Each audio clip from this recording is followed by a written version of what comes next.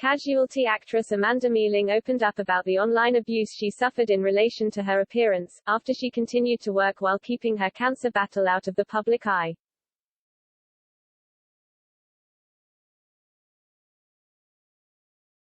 In 2002, actress Amanda Mealing, 54, discovered she had breast cancer within 24 hours of giving birth. Determined not to let it get in the way of her life, she decided to keep the news to herself until social media reared its ugly head.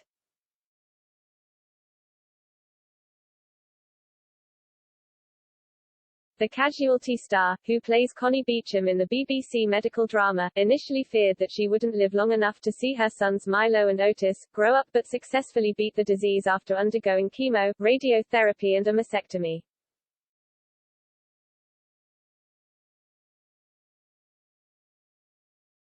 In a conversation with Breast Cancer Now, the Casualty star admitted she buried a lot of her feelings and years later began to suffer with what she now recognizes as PSTD.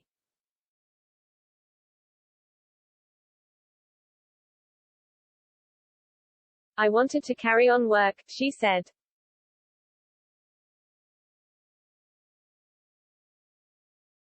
I wanted to tell myself I was just the same as everyone else and just keep on living my life.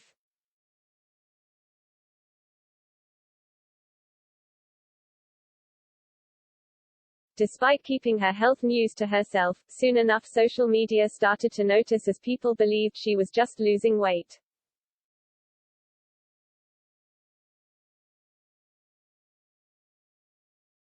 That's when social media in its ugliest side started to come out, she sighed.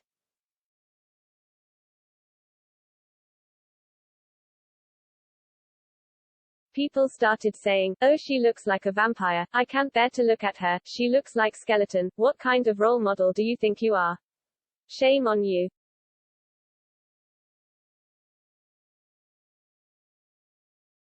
Amanda added, "Not at any point did anyone consider the idea I may have a serious illness.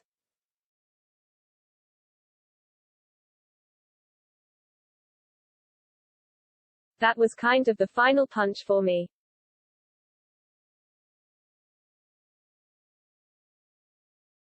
And while she physically beat cancer, her mental struggle didn't end there, as around 5 or 6 years later, Amanda began experiencing bouts of anxiety and depression.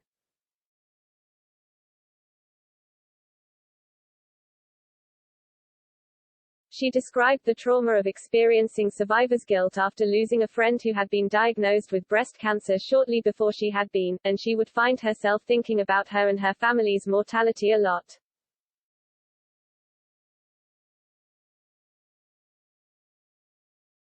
Speaking to the Mirror, Amanda said she didn't deal with the psychological aspect of her cancer battle, and it only hit home when she collapsed on set.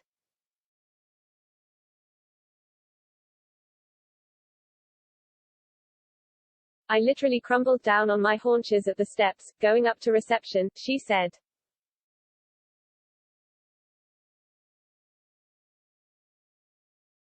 And there were only 5 steps and I couldn't make it up.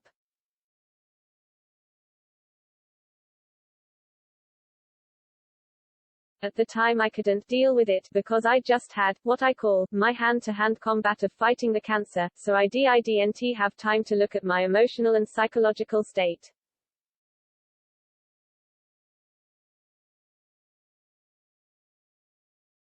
My husband said, "This is going to come back and bite us on the arse years down the line." And it did.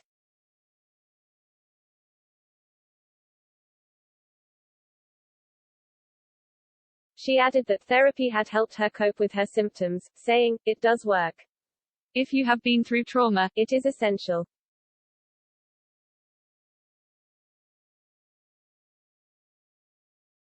I was diagnosed with cancer 24 hours after my second son was born. My whole world was turned upside down.